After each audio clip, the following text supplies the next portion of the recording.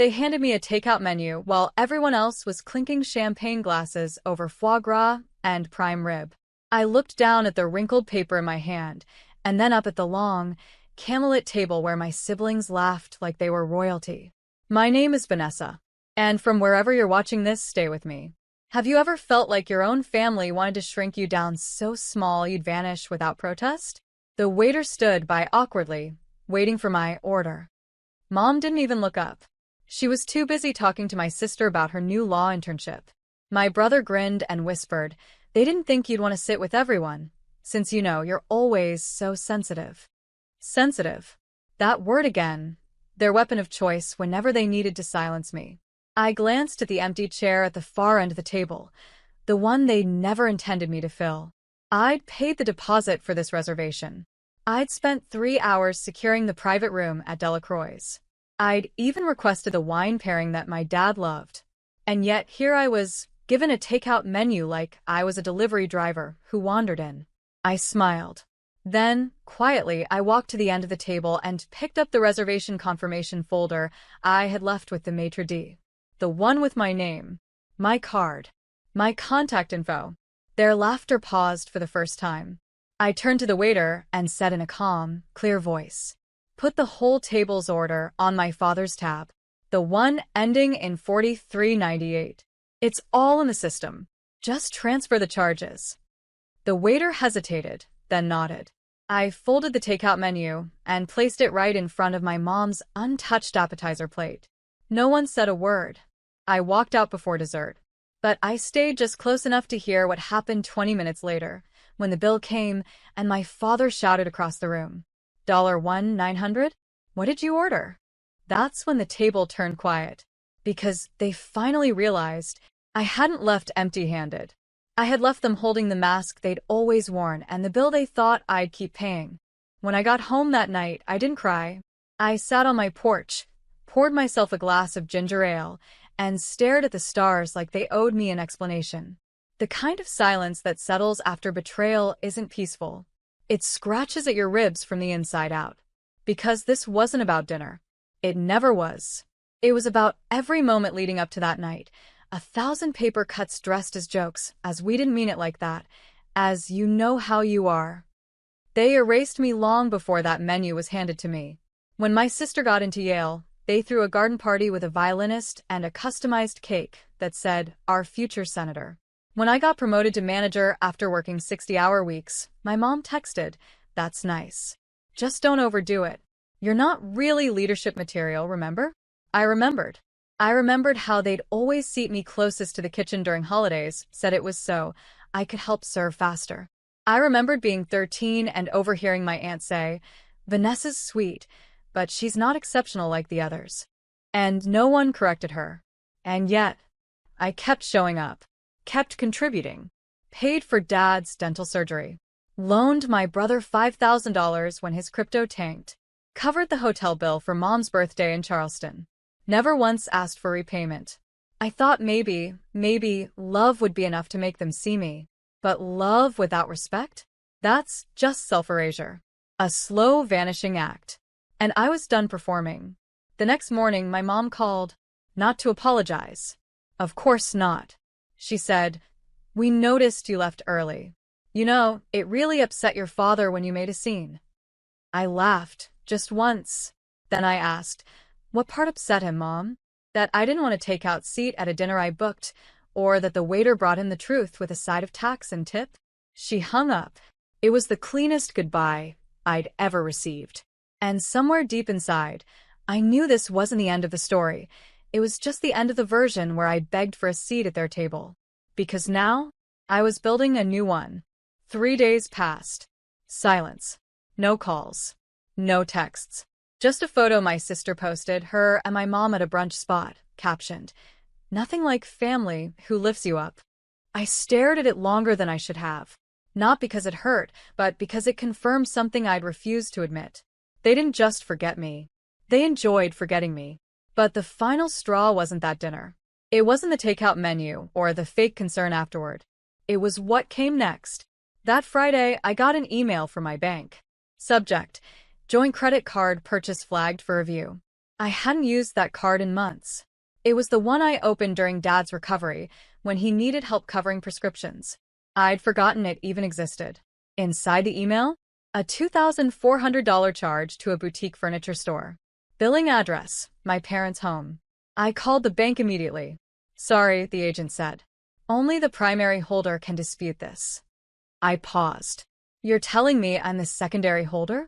Yes, ma'am. The card's primary name is Mr. Daniel Green. My own father had flipped the account details.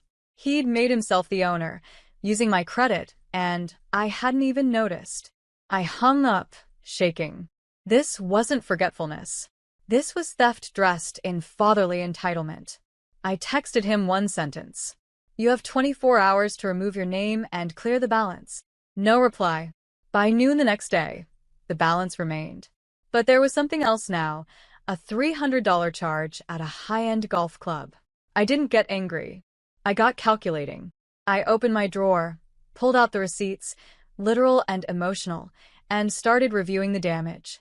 How many holidays had I paid for? How many emergencies had I covered? How many times had I been the family's invisible backbone while they posted gratitude to each other? I wasn't just ignored. I was exploited. And the worst part? They expected me to keep smiling while they danced on my generosity like it was a rug to wipe their shoes on. So I made a quiet decision. The days of free rides were over. They'd handed me a takeout menu. Now I was about to hand them the bill for everything. That night, I didn't sleep. I sat at my kitchen table with a yellow notepad and a black pen, the same kind my dad used to sign every birthday check he never sent me. And I wrote, not feelings, figures. Every loan, every dinner, every medical copay, every flight booked on my dime when they said, we'll pay you back next week. $312 for Dad's prescriptions. $480 hotel suite for Mom's Charleston birthday. $5,000 loan to Tyler. $1,800 for Christmas gifts when they forgot to shop. And so on. Line after line until the number at the bottom stared back at me like a final verdict. $16,940.23. And that didn't even include emotional damages, the kind that don't fit on paper. So, I did something I'd never done before. I sent a group email.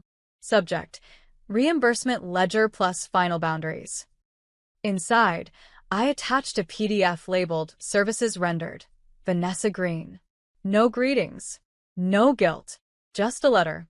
Dear family, this is a record of all financial contributions I've made over the past 5 years. Since it appears we are operating as separate parties, not family, I'm formally requesting repayment for these debts. I will no longer be contributing to family expenses, events, or emergencies. The card Dad used without permission has been closed. Legal notice pending if repayment isn't received within 30 days. Also, please do not contact me unless it is in regard to settling the balance. Best, Vanessa. I hit send. And just like that, I stopped asking to be loved. I started demanding to be respected.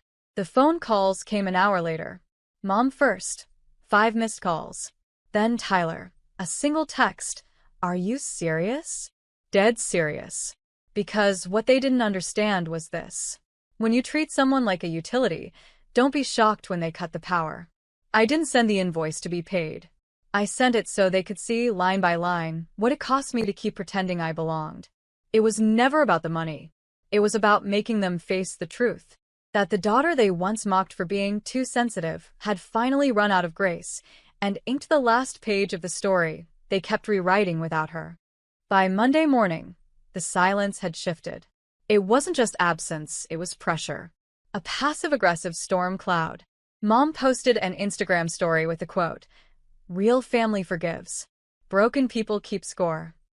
And then she tagged my sister. Not me. Tyler finally called. His voice sounded half smug, half worried. "Vanessa, you're blowing this way out of proportion. You know we love you. Why turn this into a math problem?" I didn't flinch. "You're right," I said. "Let's keep it emotional then, and I'll send the lawyer my trauma diary instead of a ledger. Is that what you want?" Click. That was the last I heard from him. But the truth? It was already unraveling.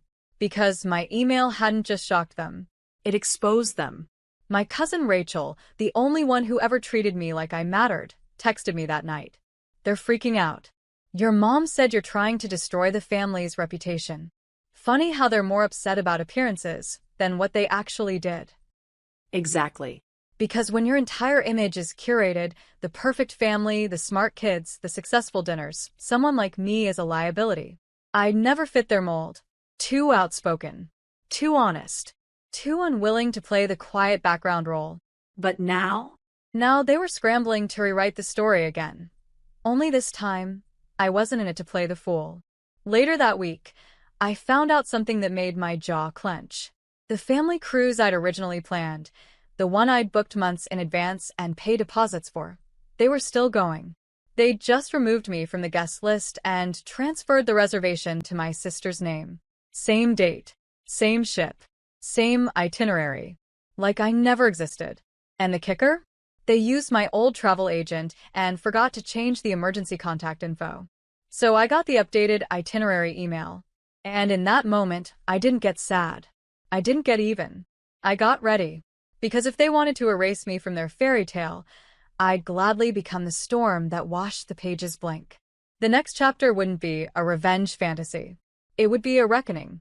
I didn't cancel the cruise. I could've. The entire reservation, from the stateroom upgrades to the private dining packages, was still under my travel agent's portal. But I didn't. Instead, I called Amanda, the agent I'd worked with for 5 years. I said, I need you to update the account notes, but don't cancel a thing. Just tag it as paid in full by Vanessa Green. Also, flag the room under Tyler Green for review. She paused. Is everything all right? It will be, I said. They're taking a cruise. I'm taking control. 2 days before departure, I booked a one-night suite at the port's luxury hotel.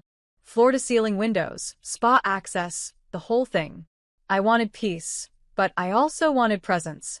The morning of the cruise, I sat in the hotel cafe sipping black coffee and watching passengers line up at the terminal. Then I saw them. Mom in a wide-brim hat. Dad with his golf duffel. Tyler in sunglasses like a discount celebrity.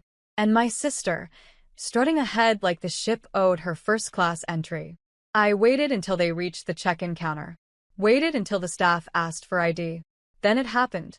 The woman at the counter frowned, typed something, then called over her manager. She pointed to the screen. Sir, there seems to be a hold on your room. It says the cardholder requested review due to unauthorized reassignment. My father blinked. What? I don't even know what that means.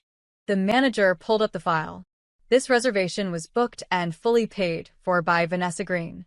It was recently modified without her authorization. Due to this, we'll need written confirmation from her to proceed. Mom's smile cracked. That's when I stood up from my cafe seat and walked slowly toward the check-in desk. Amanda had given me clearance to step in if needed. I stopped a few feet from them, calm, unbothered, glowing in sunlight. Mom's face went pale. Vanessa. Hi, I said. Just came to make sure everything goes smoothly. After all, it's a beautiful cruise I planned for a family that never planned to include me.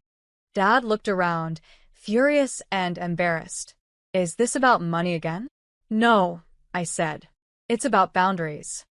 I turned to the manager. They're no longer authorized to sail under my payment. Feel free to open the rooms to standby guests. The boarding passes were pulled. And just like that, the cruise left without them. But I went home floating because for the first time in years, I wasn't weighed down by the need to be wanted. 3 hours after the ship sailed without them, I turned off my phone. Not in anger. In peace. I lit a candle, made myself dinner. Real dinner, not takeout handed with insult, and played music I loved. For once, the silence wasn't heavy. It was clean. But when I turned my phone back on the next morning, it was like stepping into a storm. 19 missed calls, 5 voicemails, 3 messages from unknown numbers, and 1 voicemail I replayed 3 times. It was Dad, the same man who once told me, "Don't get emotional, Vanessa. It makes you look weak." Now his voice cracked like dry wood. I don't know what's happening with you lately, but your mother's in tears. We just wanted a nice vacation. What you did was cruel. I hope you're happy. Happy? No. But I was clear. That was the difference. I forwarded the voicemail to my lawyer and began the process of formally separating every last financial tie, accounts, cosigns, the family trust one was supposed to manage one day. I wanted none of it, because they didn't want me. They wanted my silence, my wallet, my loyalty, without giving respect in return. 2 days later, I got a knock at the door. It was Rachel. She looked nervous, clutching a gift bag like it was a shield. I had no idea, Ness, she said. They told everyone you bailed on the family dinner, that you made a scene and stormed out. I laughed bitterly. Of course they did. She handed me the bag. Inside was a small box, a necklace, a tiny gold tag that read, "Seen." I know it doesn't fix anything, she said, but I see you. I always did. My throat tightened, because that was the thing, wasn't it? Being unseen hurts more than being hated. I hugged her, the kind of hug that said thank you in 100 ways I couldn't speak out loud. Later that week, I saw a Facebook post from my mom, a photo of the empty cruise ship deck. Caption: "Sometimes life teaches you who your children really are." I didn't reply, because she was right. Life had taught me who I was and who they were, too. And when someone finally sees you, you no longer crave attention from those who look through you. That was the real freedom. A month passed. No calls. No emails. Just digital silence and the occasional third-party guilt trip. My aunt tried reaching out, said Mom was still heartbroken, that family always comes back around. But I didn't. Not this time. Because I wasn't circling back to a dinner table where I was always served scraps of dignity and asked to smile through it. Instead, I set my own table. On my birthday, I reserved a rooftop dinner, the same place I'd once begged them to celebrate with me years ago. They declined back then, said it was too much. So this time, I invited exactly 4 people. Rachel, my best friend from college, my former coworker who once lent me cab fare when my car declined. And me. That night, I wore the red silk dress they'd once mocked, said it made me look too loud. The waiter greeted me with a warm smile. "Happy birthday, Miss Green. Your table's ready, best view of the city." We laughed, toasted, shared stories. And I felt something I'd never felt sitting at their table. Full. Not just in belly, but in spirit. As the sun dipped behind the skyline, Rachel leaned over and asked, "Do you ever think they'll come around? Apologize, I mean." I looked out across the city and thought for a moment. "No," I said, "because apologies require awareness. And they've spent their whole lives blinding themselves to who I am." She nodded. "Then what would you say if they did?" I sipped my wine, let the breeze kiss my skin, and smiled. "I'd say thank you. Because when you handed me that takeout menu, you gave me my freedom disguised as rejection." She laughed gently. "You always were the poetic one. But it wasn't poetry. It was fact. When you stop begging for crumbs, you learn how to bake your own feast. And when you walk away from a table that starved you, you create space for a life that feeds you." I no longer needed them to see me. I saw myself. And in that reflection, strong, steady, and finally at peace, I found everything they tried to deny me. Respect, clarity, power, Love. all mine now.